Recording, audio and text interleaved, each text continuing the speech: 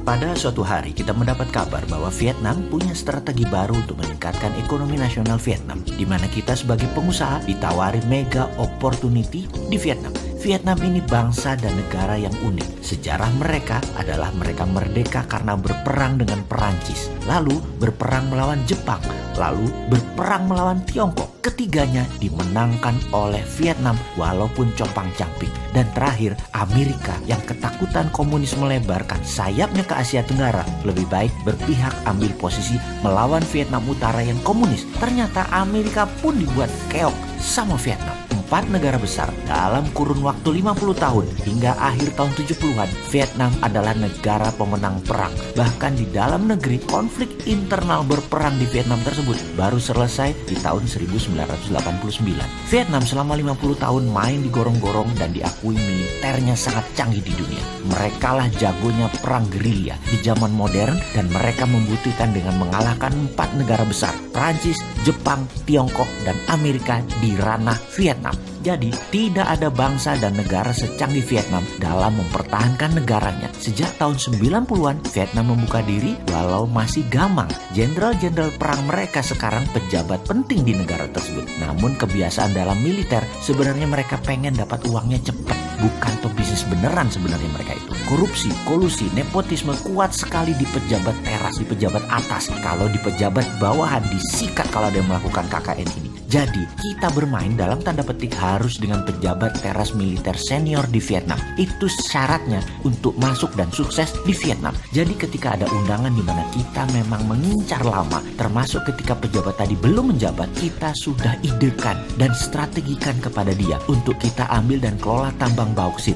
bahan alumina dan aluminium. Ini memang maunya kita, namun lebih elegan kesannya Vietnam yang nawari, Vietnam yang butuh. Kita tidak sia-siakan peluang ini yang mengundang pejabat teras militer tertinggi lagi. Lalu sebagai seorang patriotik nasionalis NKRI dapat peluang begini, ya kita sikat dengan syarat modal kita balik cepet, teknologinya harus pakai teknologi Indonesia, dan SDM-nya harus orang Indonesia, terutama di jabatan yang strategis. Jadi kita aturlah, kita beri syarat kepada pemimpin senior Vietnam tersebut. Apa yang kita atur pertama adalah tax holiday. Kita harus dapat tax holiday. Tanpa tax holiday bisa-bisa 15 tahun baru balik modal, sementara jabatan senior tadi belum tentu lama, ada batasnya. Jadi dengan adanya tax holiday bisa 5 tahun balik modal. Apalagi barangnya kita markup 3 tahun operasi sudah harus balik. Jadi kapanpun hengkang sudah balik modal, sudah ambil puluhan triliun dana dari mereka, sudah untung puluhan triliun kita. Lalu ada lagi syarat-syarat yang harus Vietnam setujui sebelum puluhan triliun kita dalam tanda petik akan kita gelontorkan. Karena kita akan membangun di daerah yang belum ada infrastrukturnya dengan syarat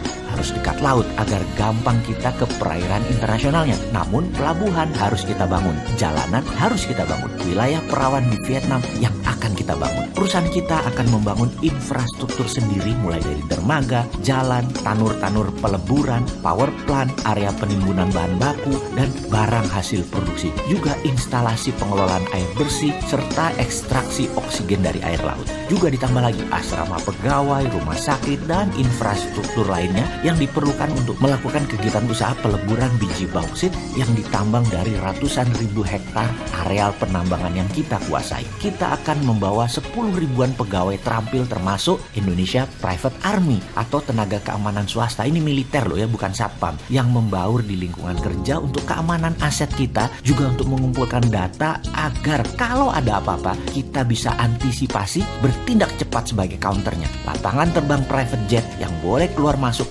juga kita bangun dan harus tersedia. Jadi walau private army, tetap unsur intelijennya kuat. Dari sisi kepegawaian, kita kasihlah 5% pegawai nanti orang Vietnam, terutama penduduk lokal, dan terutama di urusan tambang dan urusan sosial lainnya. Jangan di smelter, jangan di teknologi kita, terpinter dia. Kita juga akan bangun power plant sendiri. Namun kalau ekses atau kelebihan daya, agar kita tidak rugi, PLN Vietnam harus ambil dengan kontrak jangka panjang di atas 15 tahun terhadap daya listrik tersebut. tersebut. Harganya premium yang diambil oleh PLN Vietnam dari kita. Jadi kita lebihkan produksi daya powernya. Jadi dipakai nggak dipakai oleh PLN Vietnam, Vietnam harus tetap bayar kita. Modal bangun power plant 5 tahun harus balik dengan strategi PLN Vietnam membeli dari kita. Jadi kita pakai biaya listriknya untuk pabrik kita seakan-akan zero atau nggak bayar. Lalu ada syarat lain yang harus Vietnam setujui. 1. Corporate income tax. Ini harus sangat kecil atau nihil. Malahan kalau bisa kita bikin lebih bayar. Kenapa? Karena perusahaan kita harus mendapatkan fasilitas kemudahan penanaman modal termasuk investment allowance dan pembebasan pajak-pajak impor. Sementara itu credit withholding taxes justru harus refundable. Kita paksa refundable, harus dibalikin tuh dana. Nomor 2, payroll tax. Ini juga untuk pembayaran juga harus nggak bayar. Karena warga Indonesia yang bekerja di perusahaan digaji dalam bentuk biaya hidup dan akomodasi yang disediakan oleh perusahaan kita plus sedikit uang saku. Sedangkan hak gaji yang lebih besar dibayarkan di Indonesia atau di keluarganya di Indonesia. Jadi di Vietnam nanti kecil aja. Karena itu payrollnya jadi kecil atau nol. Kebayang?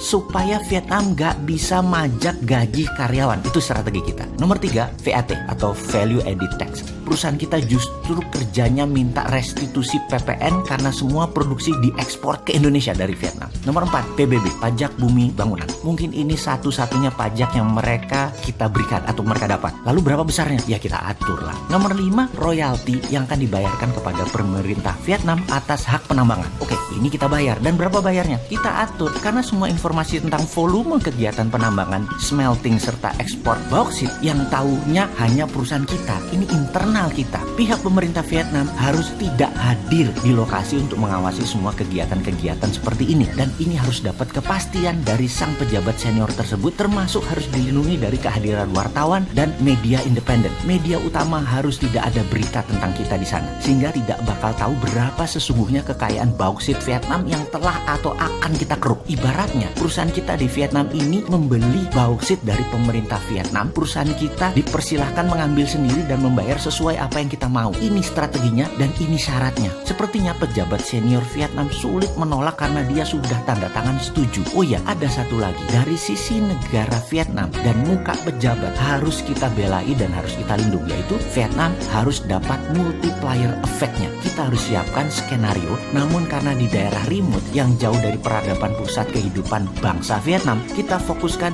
ke dekat-dekat pabrik kita untuk lokal saja. Namun lebih ke masalah sosial, jangan alih teknologi. Di sisi lain, di sisi kita, karena kita NKRI patriotik nasionalis, multiplier effect harus terbanyak ya di sisi Indonesia, bukan di Vietnam. Teknologi, bahan baku, transportasi, digitalisasi sebanyak mungkin dikerjakan di Indonesia. Vietnam terima bersih. Demikian sahabat, strategi kita untuk menambang bauksit dan smelternya yang akan kita bangun di Vietnam, di mana pabrik turunannya seperti aluminium tetap di Indonesia. Semoga informasi sederhana ini ada manfaatnya. Dan awas, jangan dibawa pikiran sahabat ke nikel di Indonesia ya. Indonesia bukan Vietnam. Indonesia jauh lebih pinter. Ngono loh.